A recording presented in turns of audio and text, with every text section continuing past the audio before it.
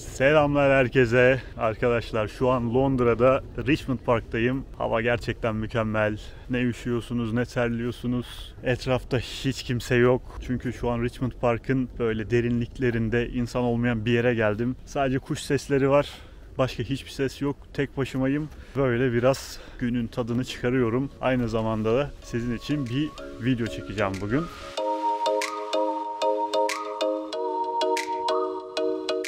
Beni uzun zamandır takip eden ya da elektrikli bisikletle ilgili araştırma yapmış kişiler daha önce yaptığım elektrikli bisiklet videosuna belki denk gelmişlerdir. Daha önce Fido'nun bana göndermiş olduğu D11 model bisikletini incelemiştim ve uzun bir süre kullandım. Çok da memnun kaldım o bisikletten. Şimdi de Fido'nun yeni çıkarmış olduğu başka bir model bisikletini inceleyeceğim. Evet, aynı markanın elektrikli bisikletleri ama farklı modeller ve birbirinden gerçekten çok farklı bisikletler. Birazdan siz de anlamış olacaksınız zaten. Bisikletin özelliklerini, olumlu taraflarını, olumsuz taraflarını bu videoda kısaca size göstermeye çalışacağım.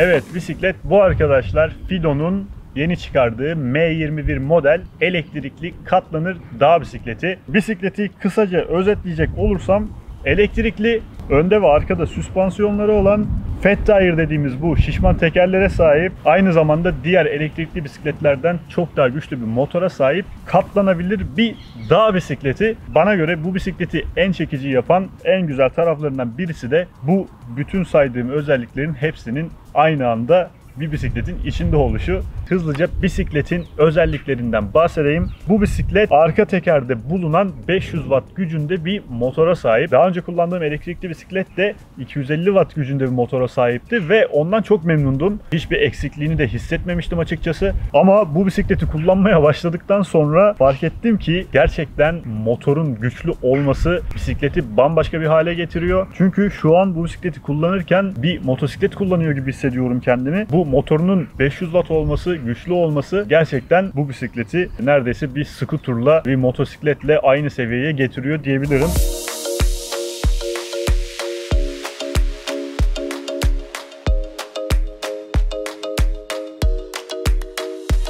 Bir elektrikli bisikletin en büyük özelliği siz pedal çevirirken size motor gücüyle destek vermesi ya da gaz pedalına basarak sadece motor gücüyle bu bisikleti sürebiliyor olmanız.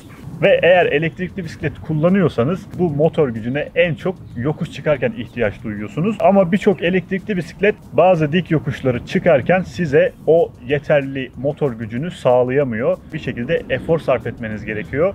Ama bu bisiklet gerçekten, bakın gerçekten çok dik bir yokuşu çıkarken bile bırakın pedal desteğini, sadece gaz pedalına basarak hiçbir şekilde pedal çevirmeden o yokuşu hızlı bir şekilde çıkmanızı sağlıyor. Normalde Avrupa ülkelerinde elektrikli bisikletlerin bir hız limiti var. Bu da saatte 25 kilometre. Bu bisikletin de aynı şekilde kendi içerisinde 25 kilometreye sınırlı bir hız sınırı var. Ama bunu bir şekilde kırıp maksimuma çıkarabiliyorsunuz. Ben bunu bir şekilde kırdım. Şu an 25 kilometreden daha hızlı bir şekilde kullanabiliyorum bu bisikleti. Bisikletin arka tekerini kaldırıp gaz pedalından gaz verdiğimde görüyorsunuz 37, 48, 49. 49 kilometreye kadar çıkıyor. Yani bir bisikletin siz hiç pedal çevirmeden 50 kilometre hıza kadar ulaşabiliyor olması gerçekten mükemmel bir şey. Tabii ki bu üzerine binmediğiniz zaman 49 kilometreye 50 kilometreye kadar çıkıyor ama ben üzerine bindiğimde de düz bir yolda giderken 45 kilometreyi görmüştüm. Yani bu bisikletin hızı 45 kilometrelere kadar çıktığı için her ne kadar yokuş da çıksanız o yokuşu hızlı bir şekilde motor gücüyle çıkabiliyorsunuz.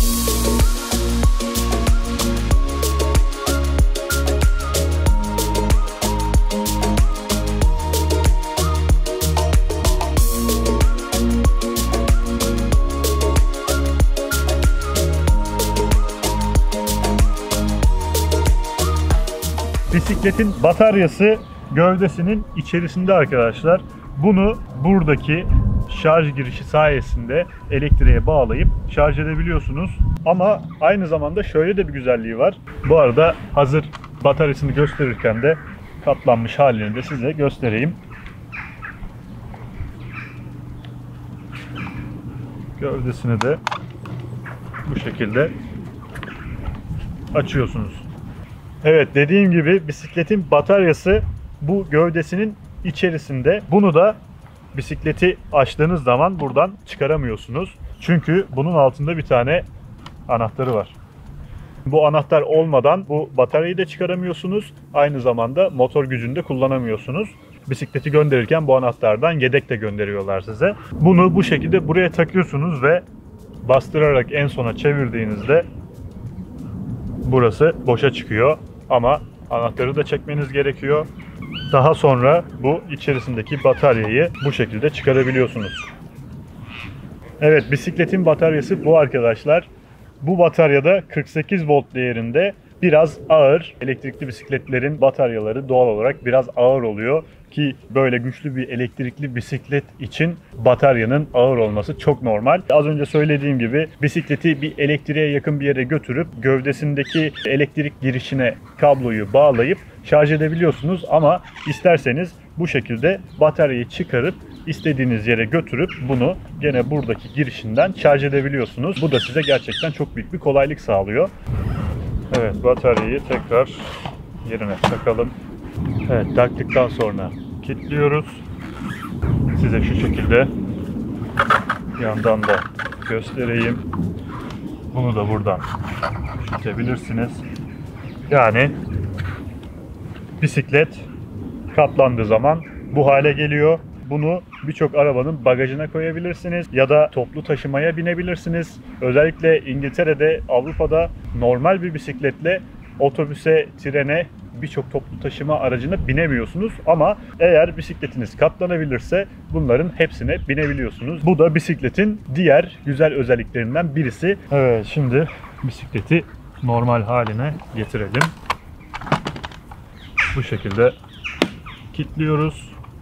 Bu kilidi de buradan aynı şekilde kilitliyoruz. Bidonu da eski haline getirip kapatıyoruz ve bu kilidi de gene buradan kilitliyoruz. Evet, bisikletin burada bir tane ekranı var. Az önce söylediğim gibi bisikletin motor gücünü kullanmak için, yani bu ekranın açılması için önce altından anahtarı çevirmemiz, yani gücü açmamız gerekiyor. Onu da şu şekilde çeviriyoruz, açıyoruz. Daha sonra bu tuşa bastığımızda ekran geliyor.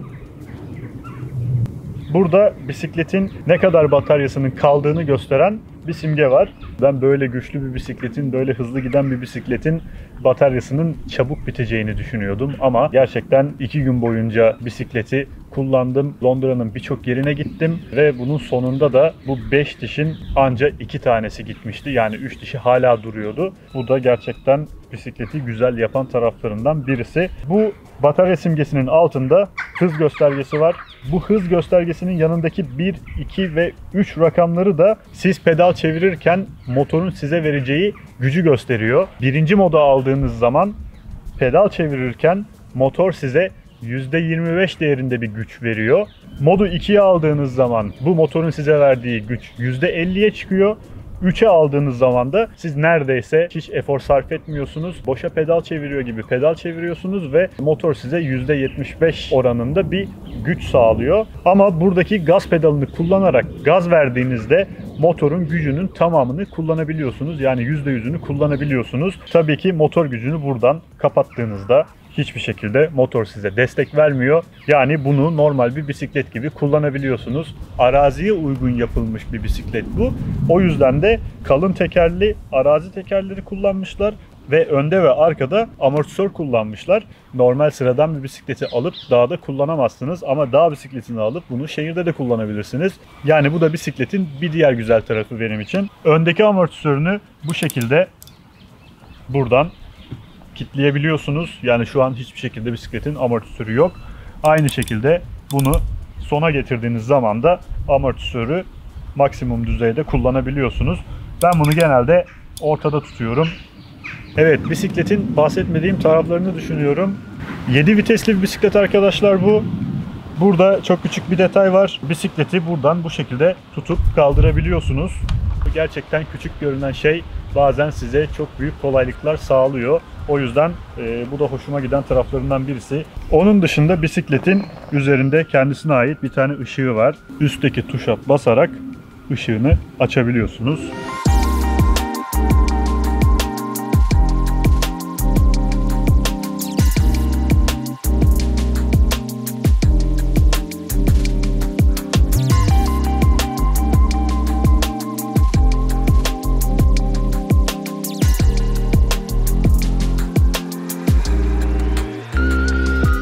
Evet, bisikletin özelliklerinden, olumlu taraflarından ve benim hoşuma giden taraflarından bahsettim. Şimdi hızlıca olumsuz taraflarından da bahsedip bu videoyu burada kapatacağım. Bisikletin ilk olumsuz tarafına gelecek olursak, bisikletin üzerindeki parçaları çıkarmak için kullandıkları mandal. Şöyle göstereyim. Görüyorsunuz. Bir saniyede bu sele borusunu çıkarabiliyorum. Yani bunu benim çıkarmam önemli değil ama bunu herhangi bir kişi çıkarabilir.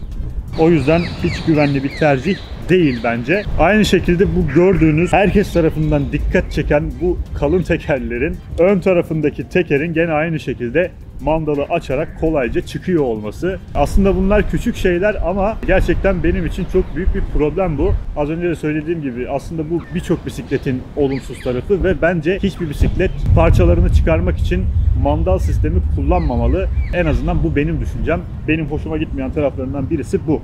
Benim hoşuma gitmeyen bir diğer olumsuz özelliği de bisikletin gidonunun katlanma şekli.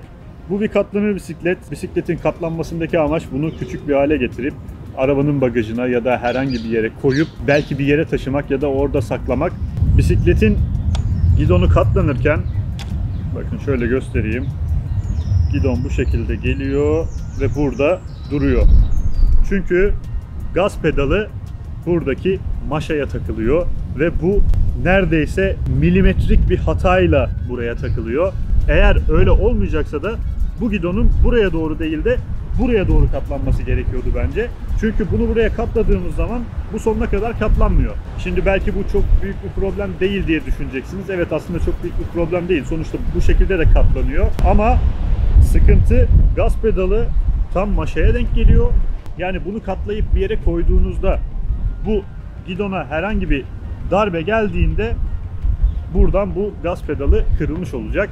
Yani bu kadar güzel düşünülmüş, güzel tasarlanmış, böyle hoş bir bisikletin böyle milimetrik, santimetrik hatalarla böyle yanlışları olmaması gerekiyor bence. Belki çok da önemli, olumsuz bir özelliği değil ama bundan da bahsetmek istedim.